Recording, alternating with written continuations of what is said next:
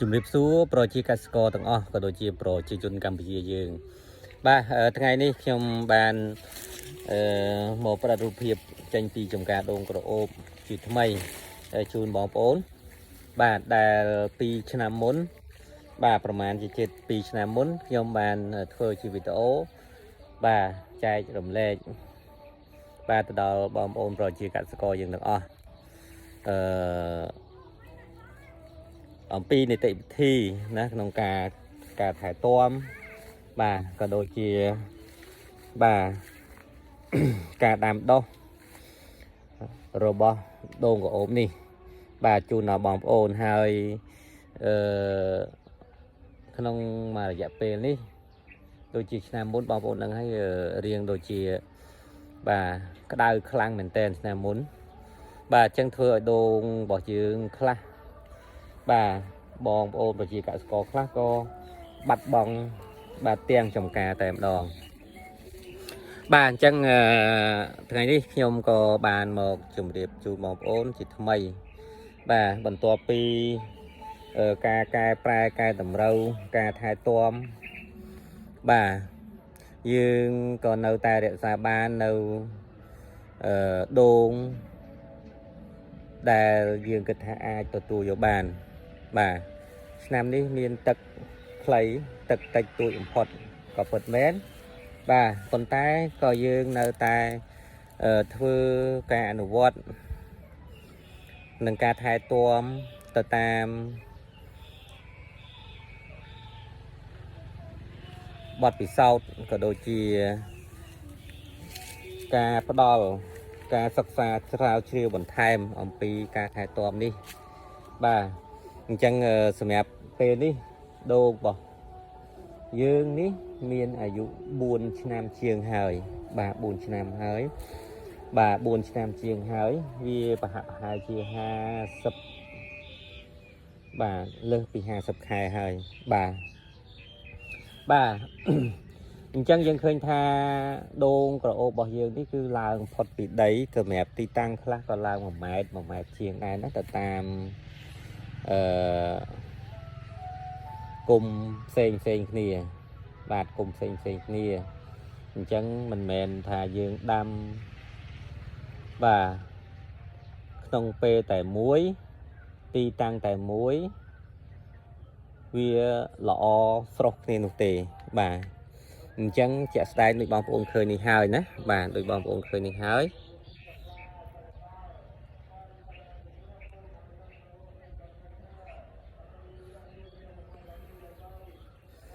បាទសម្រាប់ដូងនេះបងប្អូនឃើញទេខ្ពស់បាទ1ម៉ែត្រជាងបាទ1ម៉ែត្រកន្លះតែសម្រាប់ដើមណាបាទ1ម៉ែត្រជាងហើយបាទអញ្ចឹងសម្រាប់ដូងនេះគឺធំល្អកូនធំល្អបាទសុំទោសសូមអធិស្ឋានផងណាបាទអញ្ចឹងយើងបន្តទៀតបាទអញ្ចឹងសម្រាប់គុំនេះក៏វាគល់ធំអញ្ចឹងទៅហ្នឹងហើយអញ្ចឹងទំហំវាប្រហែលគ្នាណាបងប្អូនបាទចំណែកឯគុំនេះបាទ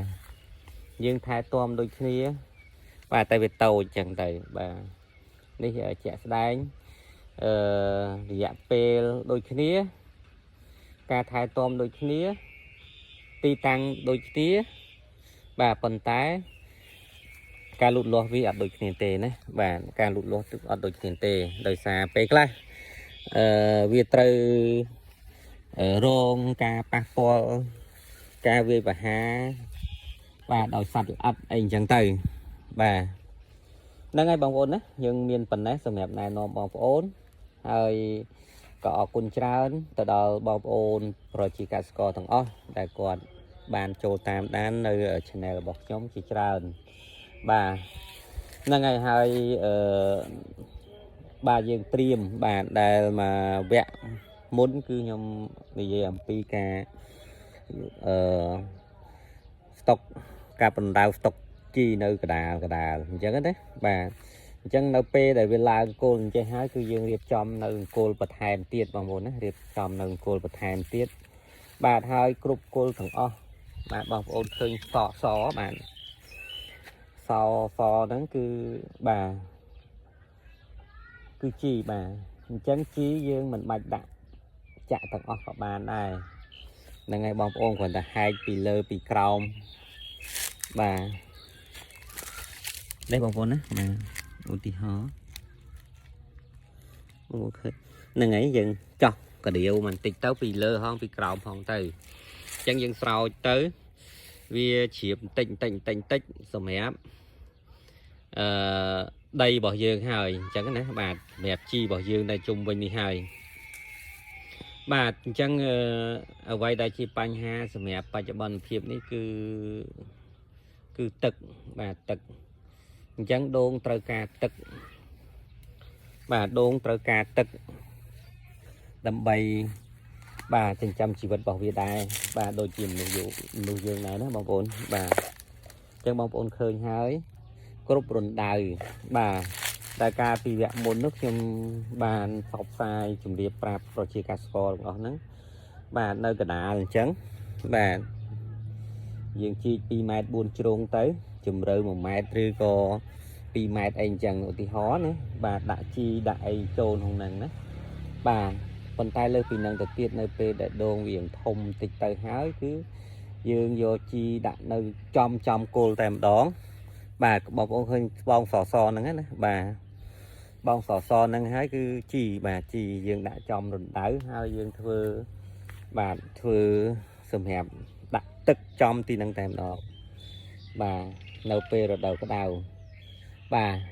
hai sầm hẹp pho làm nam dương ní bà nam muốn được ra cái đầu khăn chẳng có việc pho bạc pol chẳng nam ní bà dương ở toàn miền cà đang